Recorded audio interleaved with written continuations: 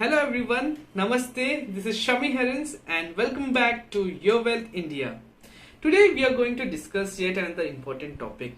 But before we go into that, we have a small important announcement for our viewers. For those of you who have watched our first video on investment in stock market, we just want to tell you that there are going to be more videos under the same topic. However, in addition to that, we decided to make more videos on topics related to financial capital and financial wealth management. These topics will be useful to anyone who is either directly or indirectly involved in making financial decisions. These financial decisions can be very small or can be large. So now let us come back to our topic of our video, which is how to protect ourselves against online financial frauds. Lately we have seen that there has been an upsurge in online financial frauds. In today's age, when everything is digital, it is very important that we keep our money secure from these online financial frauds. So in order to do that, first we need to understand how these thefts are actually done. Broadly, there are two ways in which these online financial frauds take place. In the first case, the hackers directly hack into your bank account by breaching the bank's digital security and transfer funds from your account to their own account.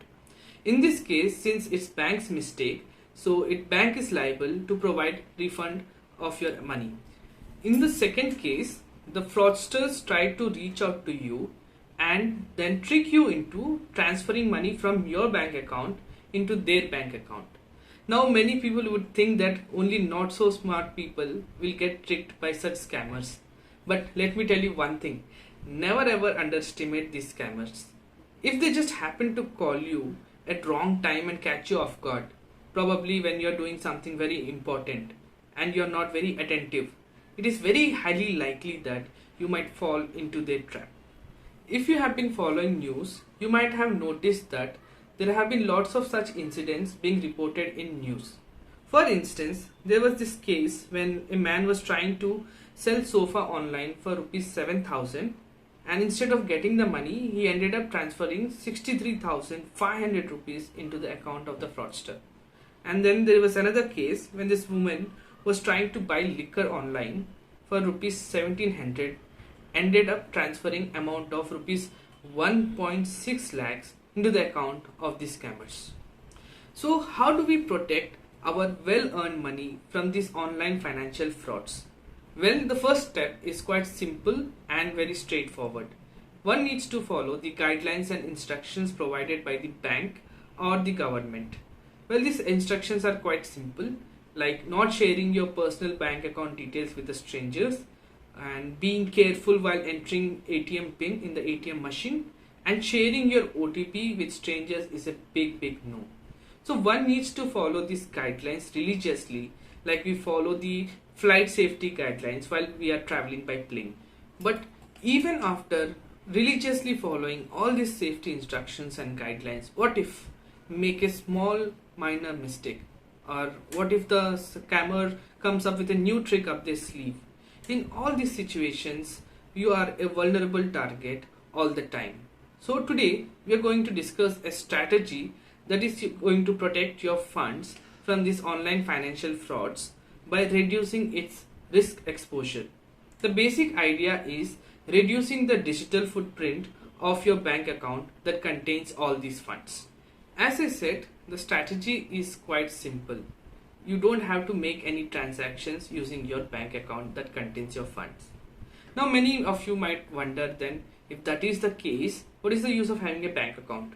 How do I make my online transactions, like buying something on e-commerce platforms, or probably paying rent for my house, or how do I buy grocery items from the local shops, or how do I pay my cab driver? Well, the answer to all these questions are quite simple. You need to create an escrow bank account. Well, this is not a new concept, and in fact it has been in practice for quite a long time. Let us take an example where there's a buyer and a seller and they want to engage in a business deal. However, these two parties don't trust each other. For example, the buyer doesn't trust in the quality of product or service being offered by the seller, and then the seller also does not trust the buyer's capability to pay the full amount of money. In this case, in order to protect themselves from being scammed by the other, they engage a third party who acts as a broker and creates an escrow bank account. The third party keeps the buyer's money in the escrow bank account and only after the business deal is completed transfers the amount to the seller.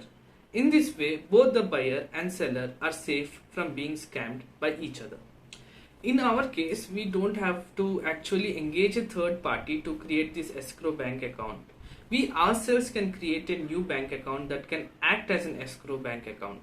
Then we need to transfer small amounts of money into this escrow account, and then whatever transactions or interactions that we do with the external world, we need to use this escrow bank account.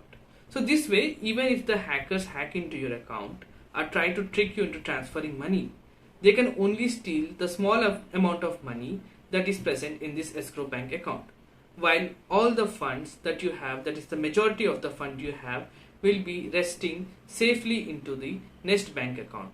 Now I call this a Nest bank account because Nest is a safe place where the birds keep their eggs or the young ones in order to keep them safe from the external world's dangers. Similarly, Nest accounts can be used to keep your funds safely to protect from the dangers of the external world. So by following this dual practice of having a Nest account and an escrow account, we'll be limiting the risk exposure of our funds and protect ourselves from these online financial frauds. So guys, I hope you like this concept, and in case you find this idea really interesting, please do like the video. In case you also have such similar interesting ideas and strategies that you have read somewhere or you yourself have been practicing and you want to share it with us and our community, please post that in the comment section. And in case you haven't subscribed to our channel yet, please do subscribe our channel right away. We have lots and lots of videos coming up and we are really excited to bring those videos to you. So till then, keep following us. Namaste and bye bye.